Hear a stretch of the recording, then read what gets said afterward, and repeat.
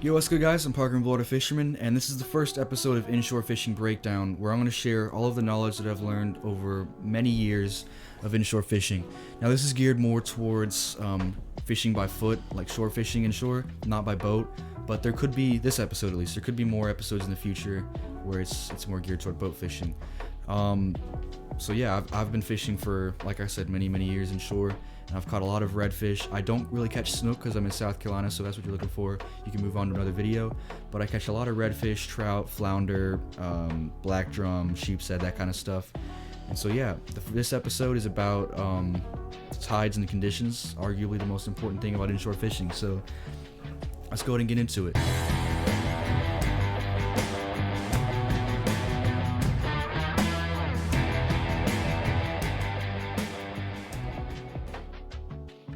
So the first thing that I do when I'm deciding I'm gonna go fishing is I check my tide chart. My tide chart on my phone, it's an app. It's weird. And it shows me where I go from it is. slack, low tide. The slack tides are where the water's not moving anymore. So it shows slack, low tide, how much water is being moved, how many feet of water the difference is. And it shows what time it's gonna be moving, all that kind of stuff, and then what time slack, high tide is. Now, slack, high tide is the worst time to go fishing, and I'm going to be speaking very generally here because people, I've caught fish slack, high tide, but 90% of the fish that I've caught has been in that in between. It's been when the water's moving. The fish, like I said, generally speaking, only bite when the water's moving. So I'll go down exclusively at low tide because that is the best time to catch bait. At low tide, slack, all of the fish have left into deeper water, and the bait fish are still there, and you can see, because there's not as much water, you can see on the surface wakes from schools of mullet. You can see shrimp jumping out of the water. You can see more signs of where the bait is. My cast net will sink quicker because there's less water to sink through. It'll go quicker to the bottom. The fish have less time to escape that, and the bait fish are just chilling. They're relaxing because all the predators aren't there anymore. They're having a laugh with their friends, so they're not as finicky, not as afraid, not as on edge. So I will go down exclusively at slack, low tide, and I'll catch as much bait as I can with my cast net. And I will go, as soon as that water starts moving, I'll move to an inlet or anywhere where the creek meets the ocean, because that's where all the fish that moved out of the ocean are going to be putting back into the creek, and they're going to chase that bait deeper and deeper into the creek. So I will go to where the creek meets the ocean and cast any bait that I've caught right into the middle of that and try to catch anything moving back in. And after like hour and a half, 2 hours, depending on the day, how long of a difference that is, how big of a difference that is, I will move to the next spot over. Because a mistake a lot of people make when they're first starting out is they'll pick one spot. They'll be like, oh, this looks like a good spot, sure, I'll set up camp here, and they'll stand there all day. That spot will, again, generally speaking, only be good twice a day, because the fish will be moving in, and they'll go up the creeks, and they're gonna move back out, and so they're only gonna be there 2 times a day. So what you gotta do is as soon as that water starts moving, go to the inlet and then move up and follow the fish. The bait fish are gonna be moving into shallower and shallower water to run away from those predator fish moving back in.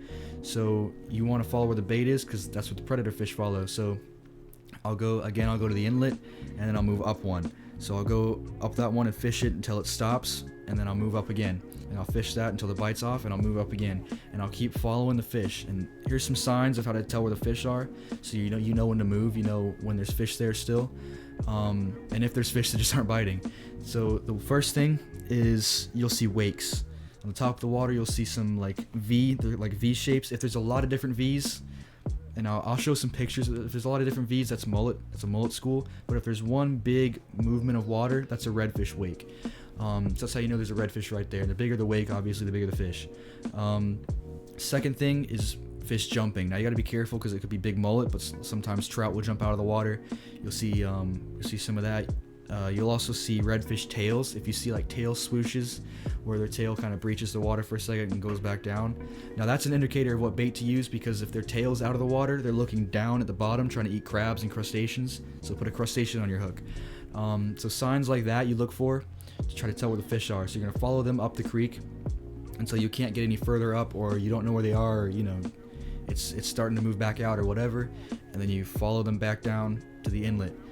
And then at slack, high tide, you can there's nothing really to be done.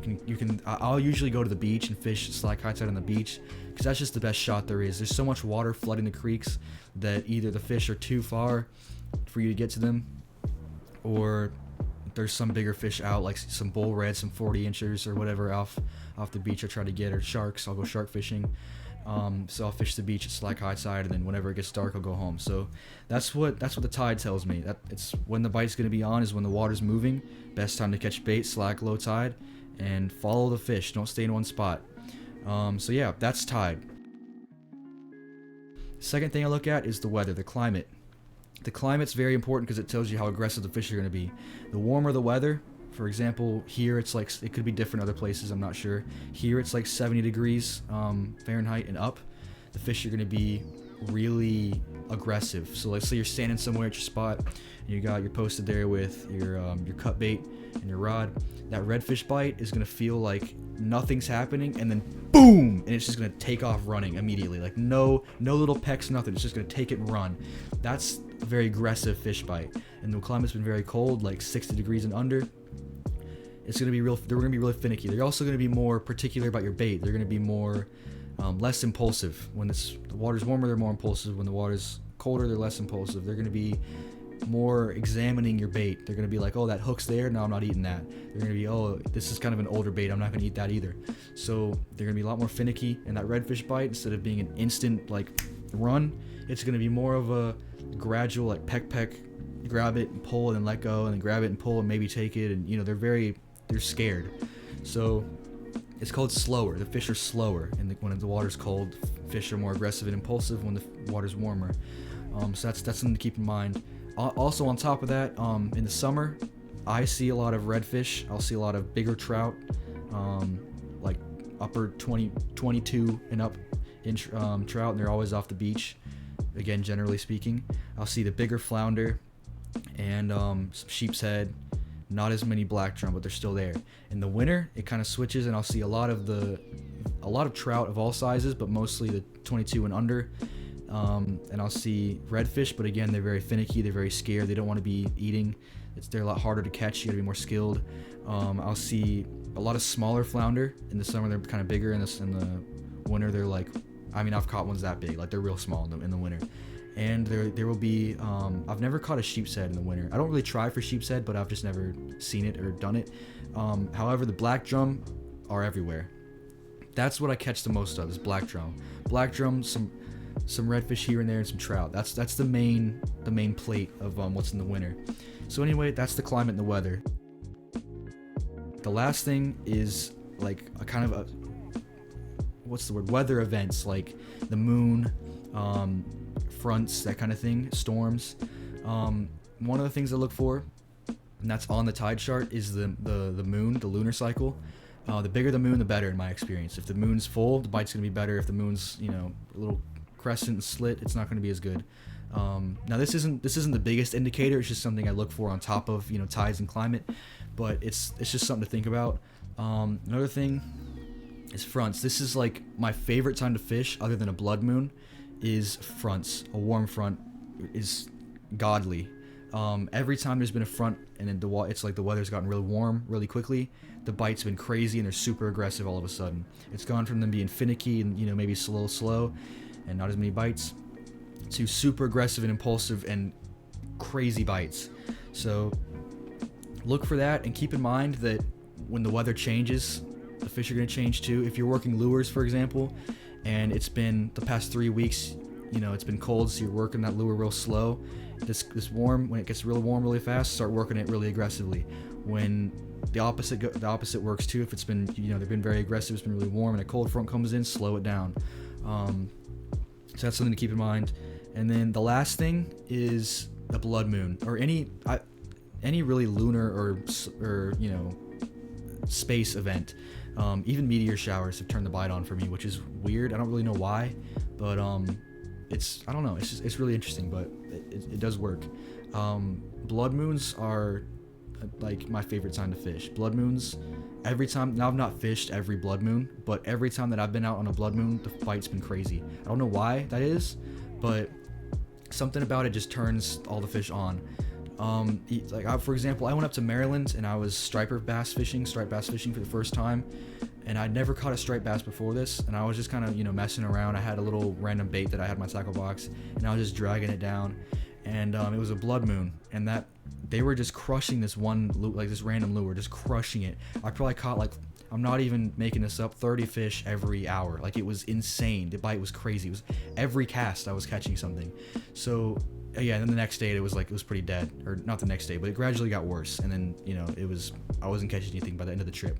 But blood moons are crazy, especially for inshore fishing. So that's another thing. So yeah, just look for any sudden shift in weather, or any abnormal events in the sky, or whatever that's gonna make the bite really good. So look for that. Look for fronts. Look for lunar events. Anything space wise really, and look for the climate. So that's most of what I'm gonna share in this video, because it's already 11 minutes long. But yeah, so let's just, for a little recap, check your tide chart for the first thing you do, and go down at slack low tide. Try to catch your bait, because it's the best time to do it. As soon as the water starts going in, I move to the inlet, or whatever the creek meets the ocean, and I'll fish that, and then you follow them deeper into the creek, and I told you the signs to look for. And then events, colder water means slower fish, more finicky fish. Warmer water means more aggressive fish, more impulsive fish. And yeah, any sudden changes or events in the weather will turn the bite on, most likely. So yeah, so that's about all I got for you for today. But go try it out and DM me some pics of the fish you guys catch, and I'll see you guys in the next one.